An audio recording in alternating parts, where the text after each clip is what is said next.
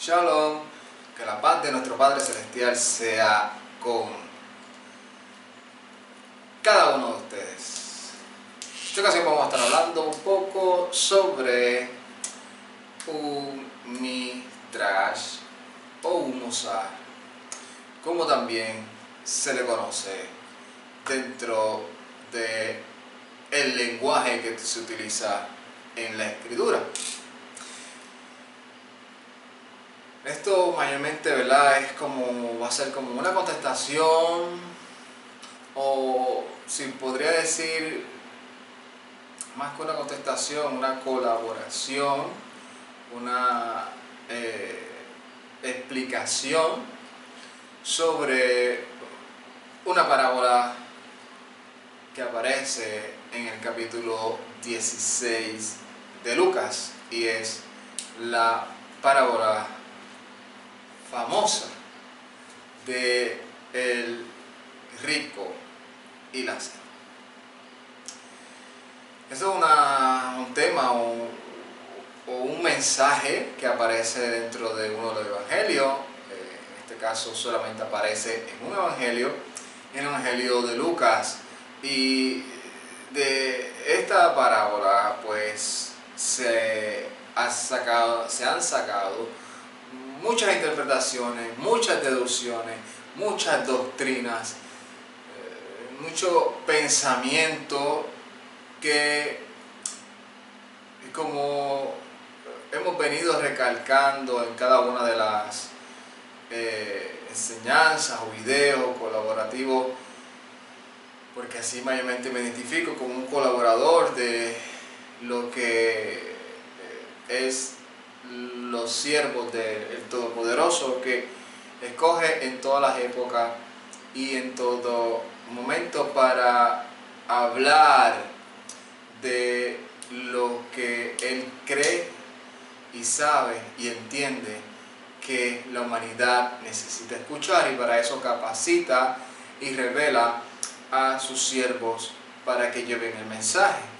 El mensaje ya está estipulado, ya está escrito, y incita al hombre a estudiar esa enseñanza y lo capacita para una función. Y yo me considero uno de millones que, en mi opinión personal, el Todopoderoso tiene. Aunque a simple vista pensemos que hay pocos, ¿verdad? Porque dentro de lo que vemos, pues no estamos de acuerdo con cierta manera de enseñar de ciertas personas, y mucho menos tal vez con su manera de vivir, y por eso decimos, este no es un siervo del Eterno. Pero a pesar de que hay muchos y tal vez hay más que son así, yo siempre sigo creyendo en esas palabras que a Shaul se le fue revelado, y él nos enseñó que aún todavía el Eterno en todo tiempo tiene personas que no doblan sus rodillas ante Baal y llevan el mensaje. Esto no nos hace más, no nos hace menos, nos hace más comprometidos. Obviamente nos sentimos bendecidos por el privilegio de hacerlo. Pero mayormente ese no es el tema. El tema mayormente va a ser la parábola de Lázaro, que así se le conoce. Muchas personas tienen, y es bien interesante porque muchas personas en el área occidental, por lo menos donde la mayoría creo que de los que ven este video son, y donde yo soy, tenemos una perspectiva y estamos siempre bien influenciados, la mayoría, en pensar sobre un familiar o una persona, sobre ya tener una deducción de qué va a pasar con la vida de cierta persona cuando fallece. Y esa doctrina que les fue enseñada desde pequeño, que tal vez es lo único que ha escuchado en su vida, que tal vez no se ha indagado, no se ha preguntado más nada, no sabe si realmente es cierta, no sabe si realmente es falsa. La única confirmación que tiene para decir que eso es cierto es área o este pasaje, o tal vez tiene otros, pero este pasaje es mayormente la originalidad o a donde más se afirma para ver por qué esta parábola ilustra un evento entre un hombre rico y uno pobre. Y de eso se va a basar este corto o larga explicación. Una de las cosas que me gustaría recomendar es aquellos que no lo han visto o no se han interesado todavía dentro de la página o el canal de este servidor, mayormente el canal YouTube, Creyéndole a Él, puede buscar en lo que son herramientas para estudiar la Escritura, y ahí hay unas herramientas que yo considero que son vitales y útiles para todo aquel que quiera estudiar la Escritura y entenderla conforme a su contexto bíblico y no influenciado por ningún sistema religioso, por ninguna cultura de la sociedad en que haya nacido, criado, pueblo, por ninguna, entre comillas, supuesto sistema de educación que le enseñan sobre, entre muchas otras cosas, ni influenciado por las enseñanzas que dan en las universidades, sino conforme al mismo contexto bíblico. Y dentro de esas enseñanzas hay hasta ahora 3 partes, y entre una de las partes hablo sobre lo que yo considero que es vital para poder entender el mensaje de este pasaje.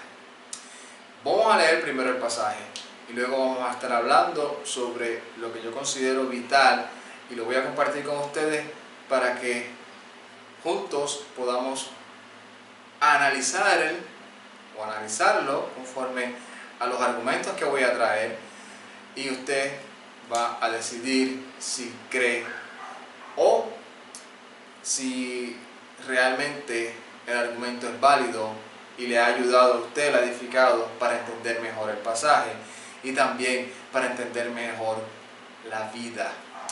¿Y por qué digo esto? Porque, como estaba explicando anteriormente, hay una influencia bien fuerte religiosa que nos ha enseñado sobre estos temas, y que esto ha creado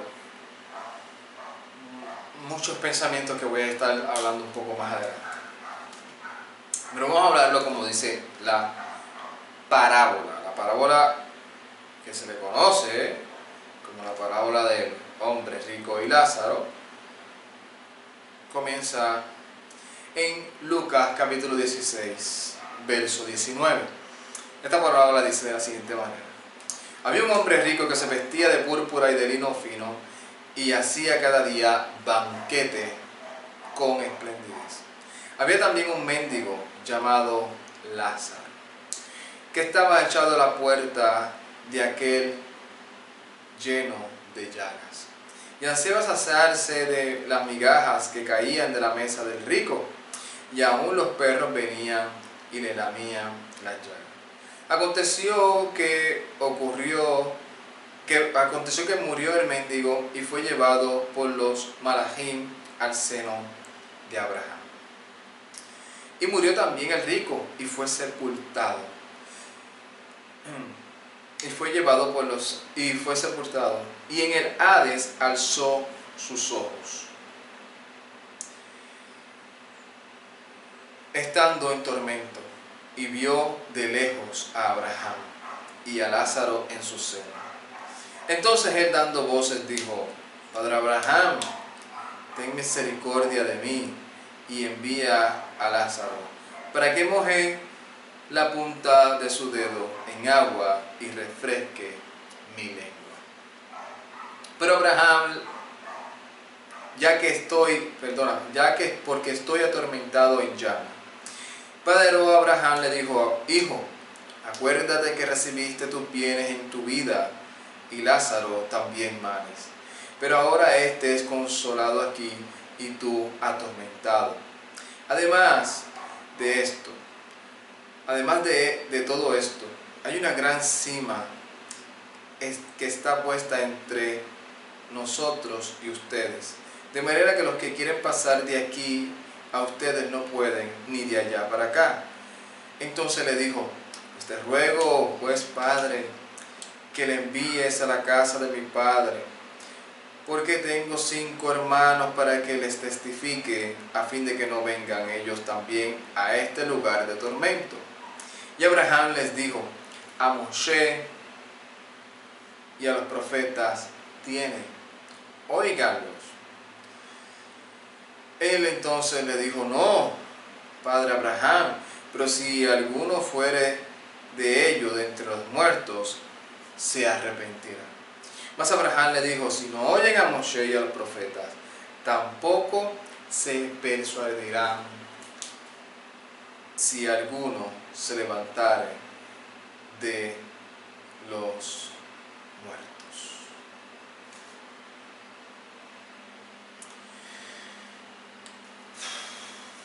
¿Cómo podemos explicar estas parábolas?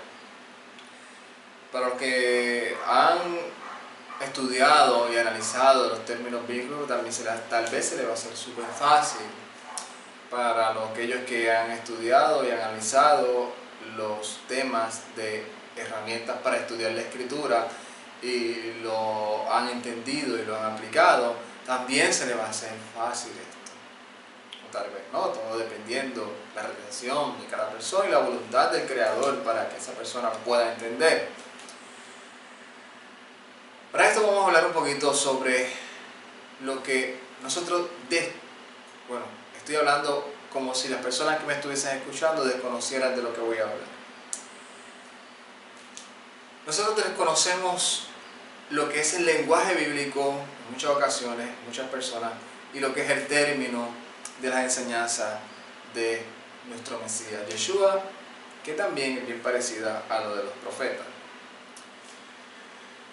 Desconocemos que dentro de esa enseñanza hay varias maneras de interpretar la escritura. Eso es un tema que se habla en lo que es herramientas para estudiar la escritura. No voy a entrar mucho en detalle de eso, pero solamente en el que nos aplica en esta enseñanza para poder entenderla. Y es lo que conocemos como Midrash. También se le conoce como Musar, que es... Y de esto es lo que el Mesías viene hablando el escritor Lucas viene explicando las enseñanzas o los midrashim, que sería en plural, de el Mesías desde anteriormente al capítulo 16. Por ejemplo, en el capítulo 13, si lo vemos aquí, habla sobre la higuera, sobre la higuera estéril. Habla también sobre la semilla de mostaza.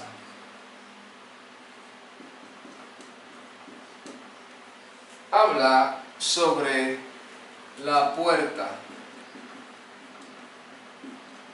estrecha. Habla también en el capítulo 14 sobre las bodas.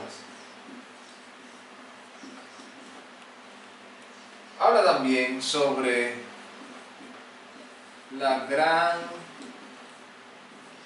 cena. Habla en el capítulo 15 sobre la oveja perdida.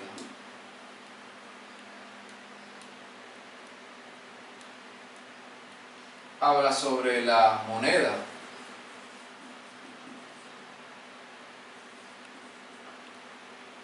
Habla sobre algo bien interesante también.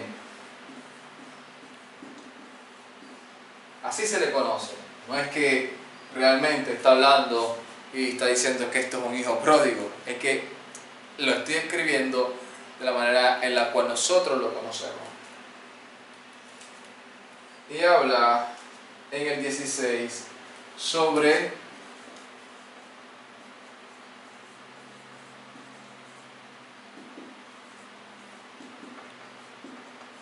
el mayordomo infiel. Habla sobre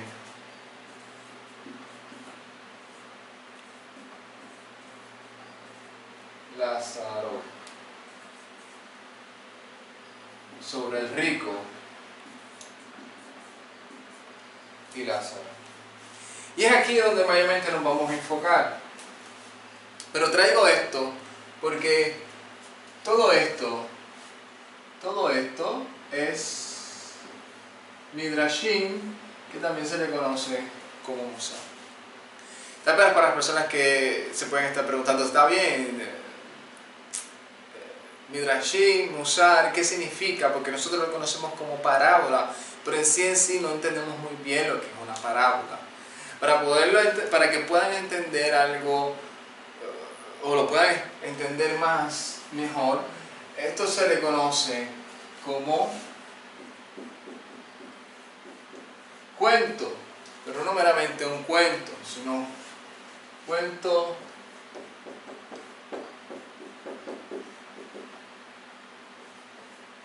un cuento reflexivo, ¿verdad? O de enseñanza. Un cuento reflexivo o un cuento de enseñanza. ¿Qué significa esto? ¿Qué podemos aprender o cómo nos debemos de nosotros poner nuestra mente cuando estemos leyendo estas enseñanzas? ¿Qué es a dónde nosotros tenemos que acondicionar esa manera o esa parte que utilizamos en nuestro cerebro para recibir algo? Esa recepción, nosotros somos receptores. ¿Cómo nosotros tenemos que ponernos receptivos al nosotros leer esto? ¿Con qué lente los vamos a ver? Con un lente de que es un cuento y una enseñanza, o un cuento reflexivo. ¿Qué significa esto? Que no necesariamente esto es verdad.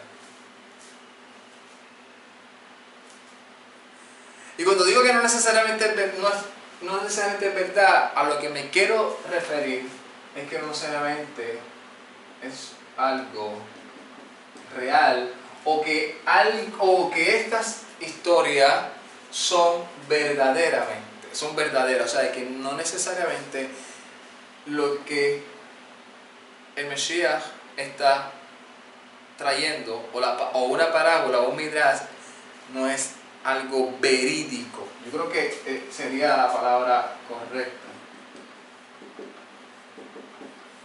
No es algo verídico, no fue algo que realmente sucedió. No.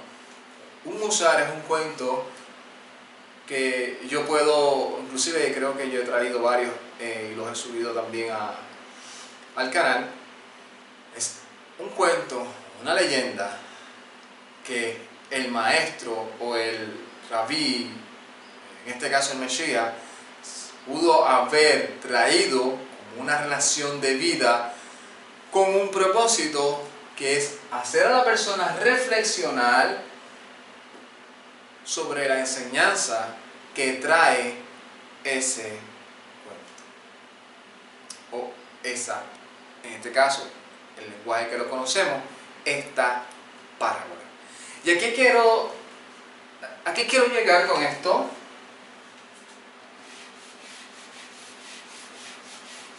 Quiero llegar a que esto del rico y Lázaro no necesariamente sucedió.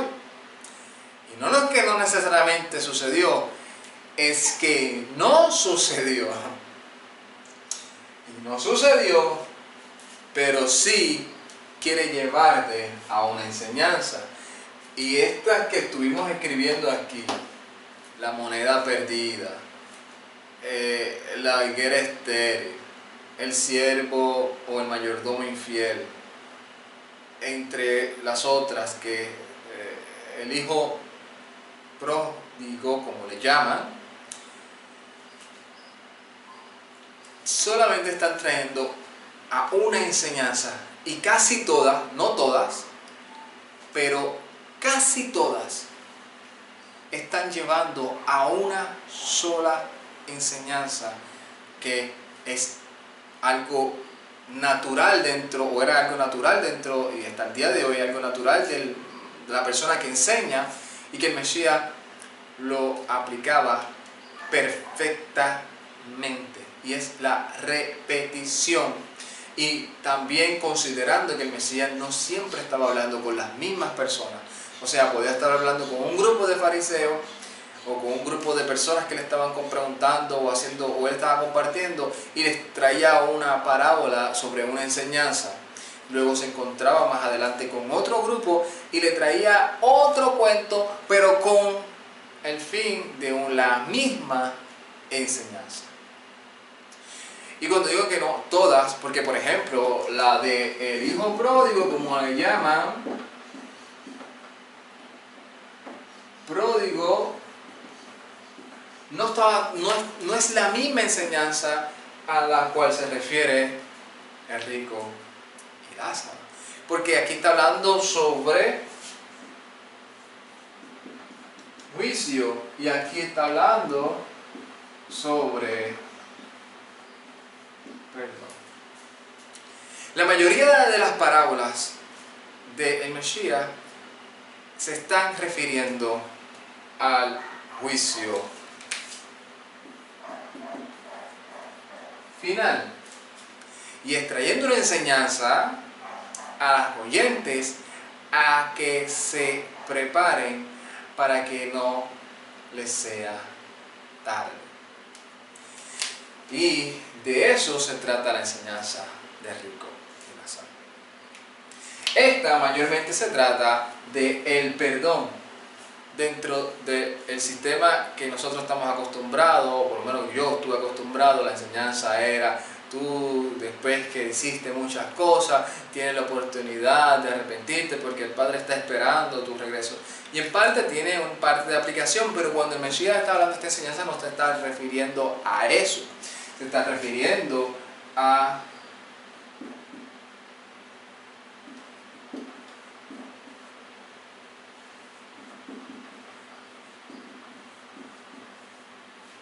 las tribus perdidas. Y a eso fue lo que él vino. Cuando se le preguntó, o cuando él dijo de manera voluntaria, lo dijo en varias ocasiones: yo he sido enviado hacia las ovejas perdidas de Israel.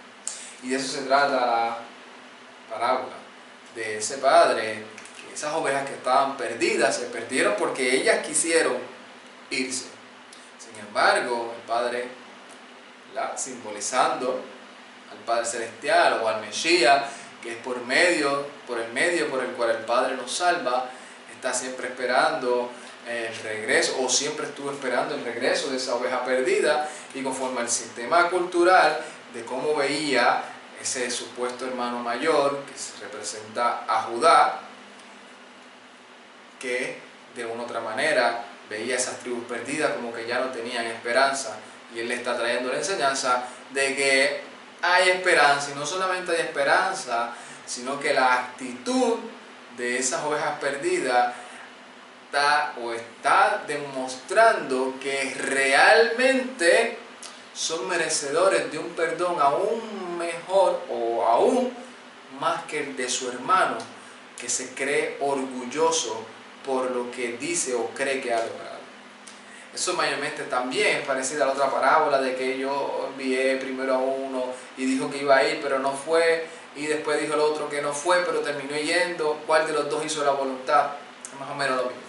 Pero para traer la enseñanza, yo creo que mayormente aquí, no sé si lo entendieron, pero voy a traer algo que yo creo que es vital para las personas que puedan estar preguntándose muchas cosas sobre esta parábola. Por ejemplo, aquí habla de esa dimensión entre uno y otro. Dentro de la cultura, dentro del pueblo de Israel, estaba la enseñanza, el pensamiento de que cuando el hombre moría, iba, voy a escribirlo normalmente para que lo puedan entender, al Seol. Ok, pero había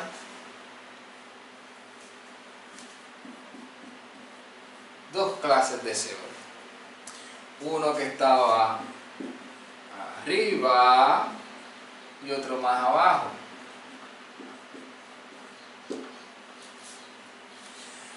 Los justos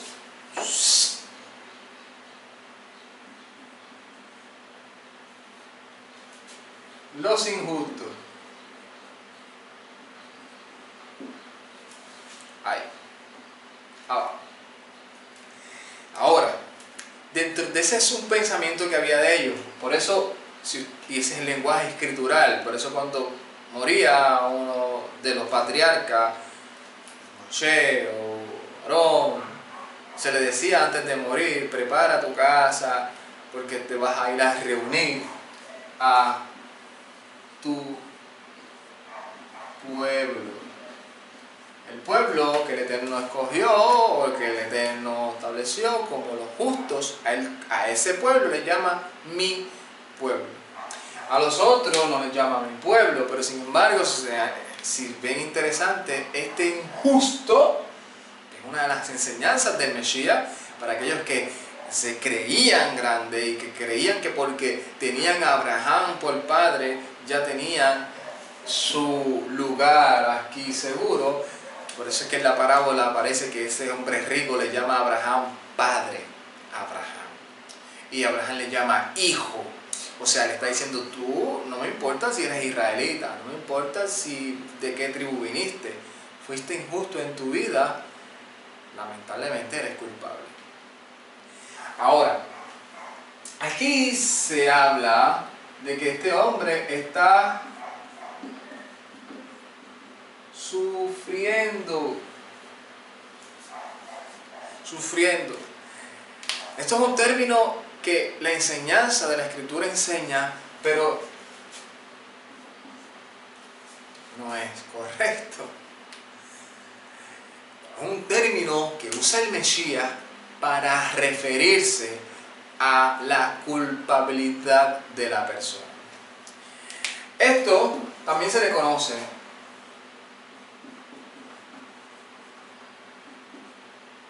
o Hades o Gehenna. Esto es un lugar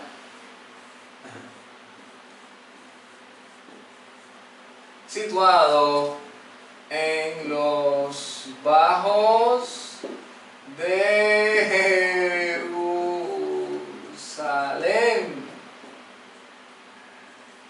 Estoy escribiendo medio, espero que se entienda. Este lugar físico era el lugar donde se iba y se quemaban las cosas. Todos los desperdicios, todo lo que dentro del punto de vista de la ciudad iban y lo quemaban ahí. Físicamente se quemaba. Ahí varias veces el pueblo de Israel llevó los ídolos, llevó muchas cosas y se quemaban. Y como siempre estaban llevando cosas para quemarse, se decía que ese fuego, vamos a ponerlo por aquí,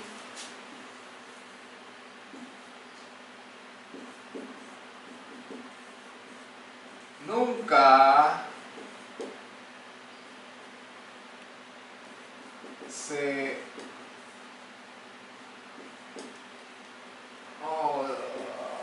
apagaba. Estoy tratando de escribirlo para hacerlo lo más ilustrativo posible. Y ese que es un fuego que nunca se apagaba, también se le llama un fuego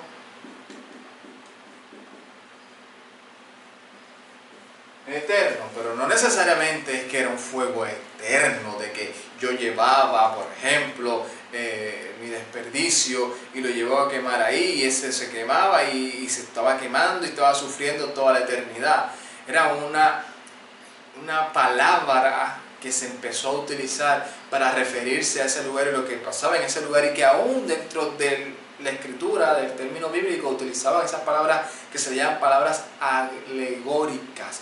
Por eso en una ocasión el Mesías empezó a hablar sobre los juicios que iban a caer y sobre lo que sucedió, y decía que el fuego, o lo que sucedió en Sodoma y Gomorra, ese fuego todavía estaba dando testimonio, o todavía estaba encendido para dar testimonio hacia aquellos que hacia aquellos que imitaban o estaban imitando las mismas acciones o las mismas obras que Sodoma y Gomorra. Pero en físico, en realidad, cuando tú mirabas hacia ese lugar, Sodoma y Gomorra no estaba ardiendo ya. No, tú ves, y hasta el día de hoy tú vas hacia el sitio, al lugar geográfico donde aparentemente estaba ese lugar, y no está ardiendo. Pero es una simbología que el Mesías utiliza y que era bien conocida en ese lugar para traer una enseñanza. ¿Y cuál era la enseñanza final? Culpable. O sea, diciendo, a este lugar tú llevas lo que desecha, lo que es culpable, lo que ya tú no quieres. ¿Y qué haces? Lo quemas, o sea, lo destruyes.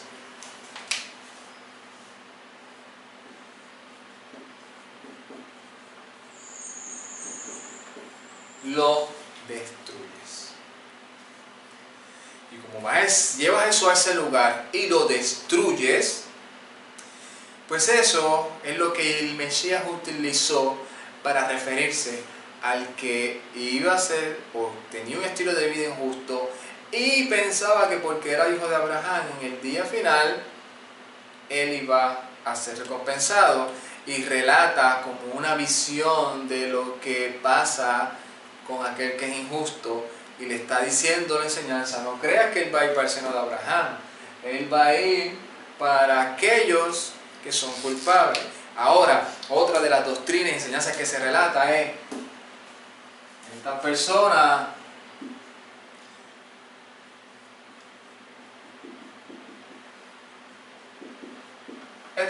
tiene conciencia, porque ahí aparece Abraham hablando.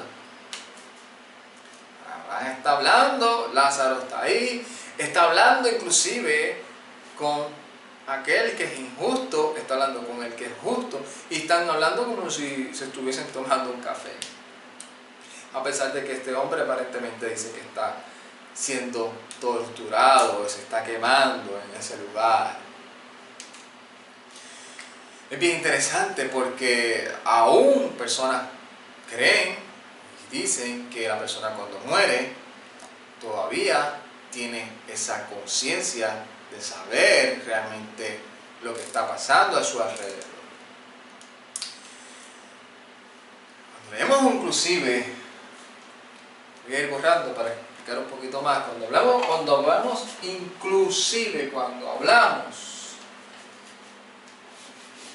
de lo que aparece en el libro de Revelaciones, en Apocalipsis, aparece una visión de unas personas justas que están diciéndole: ¿hasta cuándo no vengarás la sangre o la muerte que nos han hecho a nosotros? Y dice que se le dijeron: esperen un poco de tiempo. Se le vistió de vestidura blanca, esperen un poco de tiempo hasta que sus hermanos, los convidados también, entren.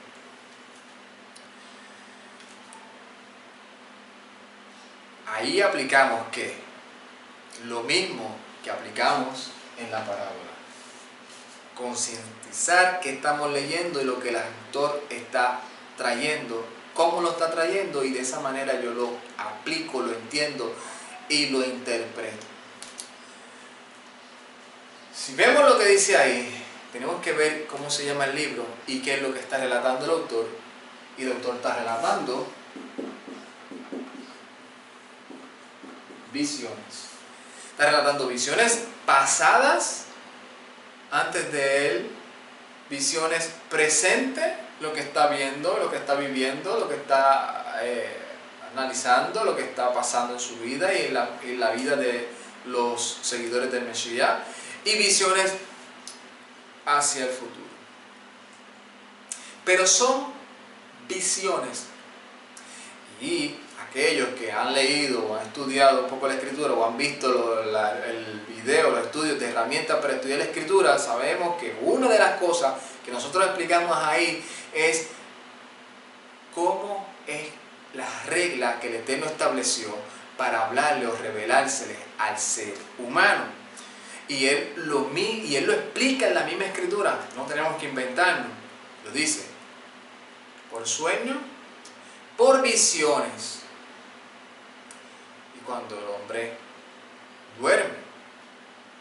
O sea, que la mayoría de las visiones de los profetas, incluyendo la de Johanán, son visiones, no es algo real, es una visión. Y en una visión yo puedo aún hablarme y sentarme a hablar con el mismo Eterno y creer que lo estoy viendo, pero dentro de mi conciencia tengo que entender que la enseñanza de la Escritura es que nadie lo ha visto. O sea, que no estoy hablando realmente con Él, sino que por un medio Él se me está revelando para darme una enseñanza o un mensaje o algo de lo cual Él me quiere transmitir. Pero es una visión, no es algo real. Yo creo que esto, aquellos que hemos soñado, tenemos que entender y que es fácil de entenderlo y de comprenderlo, porque cuando tú estás soñando, tú puedes hacer muchas cosas, puedes volar, puedes hablar con los muertos, puedes hablar con los vivos, puedes hablar con gente que nunca has conocido, puedes viajar a lugares que nunca has viajado, puedes estar en el cielo, en el lugar del Seol, que es otra de las enseñanzas que se aplica aquí. Porque si lo vemos literal, la parábola no dice que el que muere va al cielo, ni que el que ni va al infierno, dice Seol. Y si lo vemos de la manera correcta, tampoco dice que el que muere va al cielo, sino que va a un lugar de descanso a reunirse con ese pueblo. O sea que si vemos una visión, es parecida a la visión, es parecida a las visiones de los profetas. En una ocasión, Yehezkel o Ezequiel está en el exilio, en Babilonia, pero sin embargo, en espíritu, en visión, fue hasta el mismo lugar de Jerusalén. Pero no estaba ahí literalmente, estaba siendo utilizado para que se les revelara una visión. Y una visión, vuelvo y repito, puedes hacer muchas cosas. Por eso es que hay mucha confusión de lo que quería explicar, donde muchas familias, además en occidental, piensan que cuando un familiar fallece y se muere, va al cielo y está disfrutando del cielo. Y la Escritura y la enseñanza nos enseña eso. Y hay otros que dicen que cuando fallece va al infierno y se está quemando, está sufriendo. Y la Escritura tampoco enseña eso.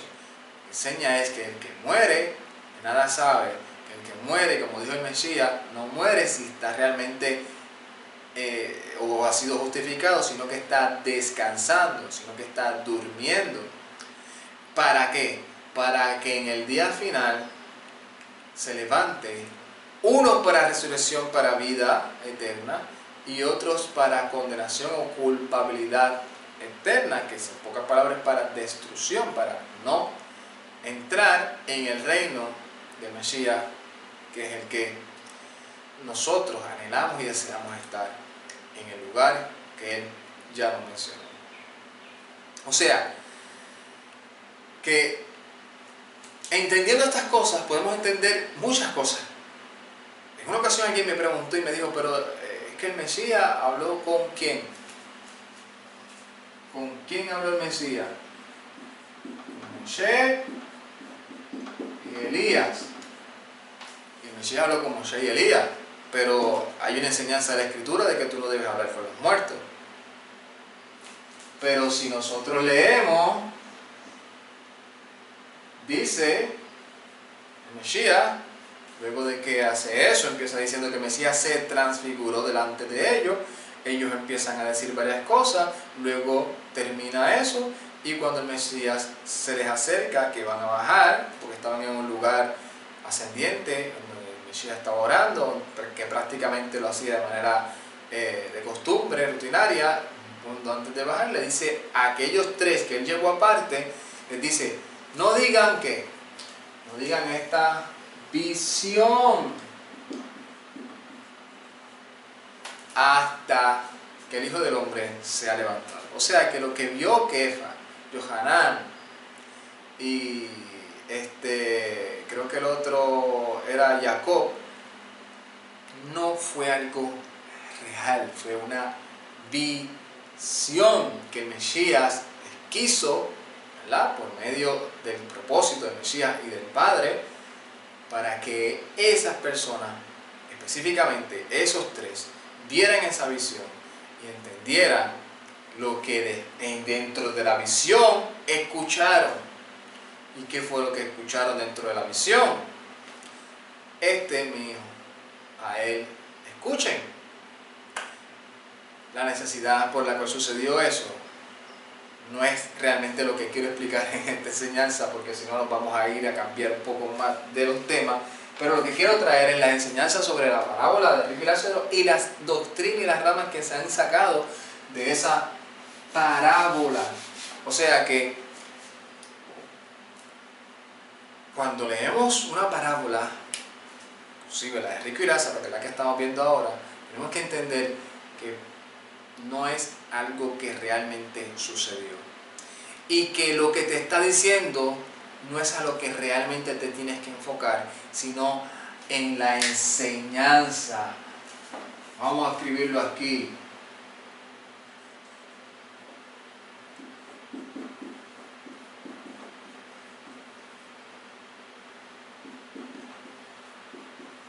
En la enseñanza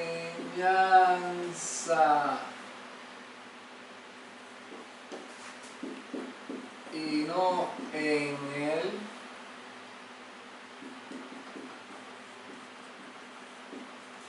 el cuento. Ese es el enfoque, no enfocarte en el cuento, sino en la enseñanza. Por eso en muchas ocasiones también el Mesías decía, el que tiene oídos para oír, oiga. O sea, no te enfoques en lo que te estoy diciendo, porque tú sabes que lo que yo te estoy diciendo va a una enseñanza. Por eso en muchas ocasiones, en una de las ocasiones, el Mesías dijo una parábola delante de esos fariseos que estaban, ese grupo de fariseos que estaban bien molestos con él. Y el escritor relata, dice que los fariseos se enojaron porque entendieron que lo que estaba diciendo lo estaba diciendo por ellos. O sea, los fariseos entendieron, porque sabían que era común, que la parábola no era importante, lo que él estaba diciendo era el mensaje que iba dirigido a ellos, para que ellos reflexionaran. Así que sobre este tema, sobre la parábola del rico y Lázaro, podemos aprender muchas cosas, y dentro de ellas, para recapitular, es una palabra, un midrash, un musar, es un cuento de reflexión y enseñanza, y no necesariamente es una historia verídica. Número 2, también podemos aprender que esa enseñanza de rico y Lázaro no está hablando de infierno y de cielo, sino está hablando del lugar donde van los justos y el lugar donde van los injustos. Que esa dimensión que está hablando, lo que le está diciendo es, no hay oportunidad de que una persona justa que ya muera vuelva a ser culpable, o que una persona culpable que ya muera vuelva y de momento sea injusto, porque la enseñanza es que una persona una vez muere y luego es el juicio.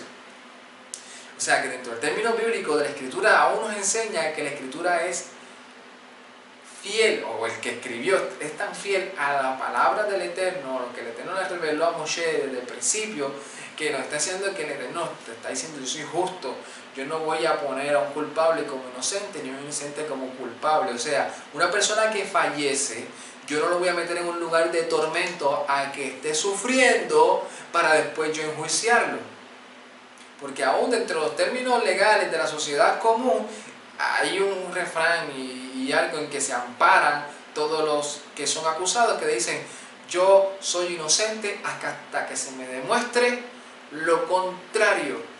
O sea, la persona, aún dentro de la sociedad, entiende eso. Y el término bíblico de la justicia del Eterno dice, esas personas están ahí en descanso. Cuando suene la trompeta, se levantarán unos, como dice el Mesías, en el último día yo voy a separar las cabritas de las ovejas, el pescado bueno del pescado malo. En ese día yo le voy a decir a uno, vengan, entren en el reposo, y a otro, yo no te conozco. O sea, y dice que esas personas, según las visiones de revelación, como conocemos como Apocalipsis, dice que esas personas van a sufrir la segunda muerte. Y habla cuál es esa segunda muerte. Y otra de las enseñanzas también que es bien importante aclarar es que se me olvidó, yo sé que ya recapitulizamos lo que iba a decir, pero bien, yo creo que esto es bien importante hablarlo, y es esto de infierno, cielo no tanto, pero infierno, vamos a enfocarnos un poco en el infierno. ¿Por qué? Porque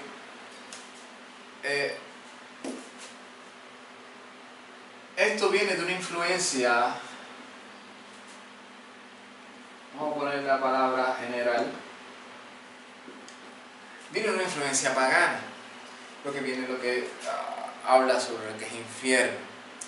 Y dentro de la mezcolanza o la mezcla del judaísmo, es una mezcolanza donde habla y saca de la enseñanza pagana la mezcla con lo que es la injusticia, o lo que es una persona que no ha vivido de la manera correcta, y ellos, para justificar a todo el pueblo, que aún la parábola de Lázaro nos enseña que no es así, y a una de las enfoques de esa parábola es eso, es que todo judío, para el punto de vista judaico, todo que es judío, pues salvo, aunque se comporte de la manera más horrible del mundo. Lo único que, si te comportas de la manera más horrible del mundo, tienes que pasar por alguna purificación. Hay otras ramas de los judíos que dicen no, el hombre va a reencarnar, los que creen en la reencarnación, pero por lo general, hablando de lo que es una purificación, o sea que un judío pues tiene que estar aproximadamente un año dentro de un lugar, sufriendo y pasando por un sistema fuerte de purificación, hasta luego de ese año pues vuelve, ahí asciende a lo que ellos llaman en donde están los justos. De ahí, obviamente, el sistema tradicional religioso católico pues fue bien influente y copió esto, pero lo puso, o bueno, ellos no tanto, sino fue este hombre que se burló de ellos, ¿verdad? Creo que la obra de Dante, y utilizó una enseñanza, una influencia pagana que los católicos utilizaban, y este hombre se burló de ello, y de ahí aparece lo que es el diablo de la manera que aparece. Pero la manera de el sistema católico, pues que si eres católico eres salvo también, lo único que tienes que pasar por un purgatorio donde la persona está, y Dante se burla de ello y habla sobre lo que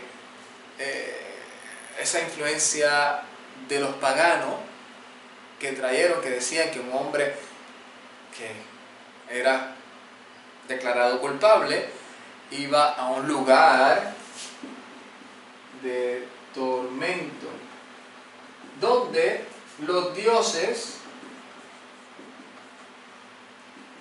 torturaban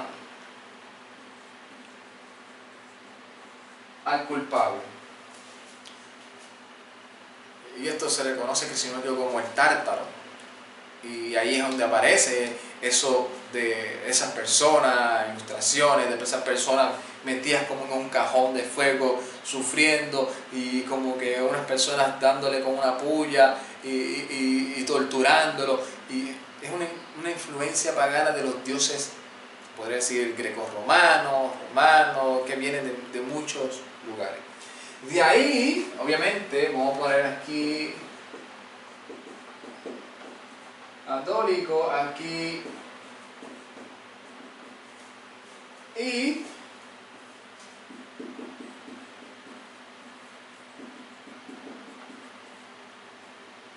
los evangélicos pues utilizaron y se creyeron esto. Entonces el evangélico tradicional, no todo, pero el evangélico tradicional cree y dice que cuando una persona muere va al infierno y bendito vas a sufrir toda tu vida por no haber hecho lo correcto.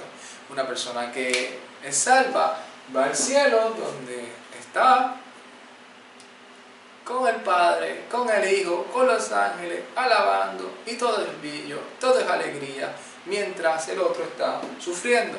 Sacado de esta parábola y literalizándola. Cuando la parábola es una enseñanza. Y que esto no es que está mal literalizar algo, es que si contradice toda la enseñanza de la Escritura, pues tienes que saber con qué ojos las vas a leer y las vas a interpretar. Shalom, Ubrajá, Legolam. Si algunos tienen alguna pregunta, alguna duda sobre estos temas, pueden comunicarse conmigo, pueden comentar en la parte de abajo del video. Espero que les haya ayudado a entender o comprender mejor la parábola. Si les ha chocado con la enseñanza que toda la vida han creído, espero que nuestro Padre les ayude sobre la reflexión, que indaguen un poco más sobre el tema y se darán cuenta si lo que estamos compartiendo es real, si no es real, si es correcto, si no es correcto.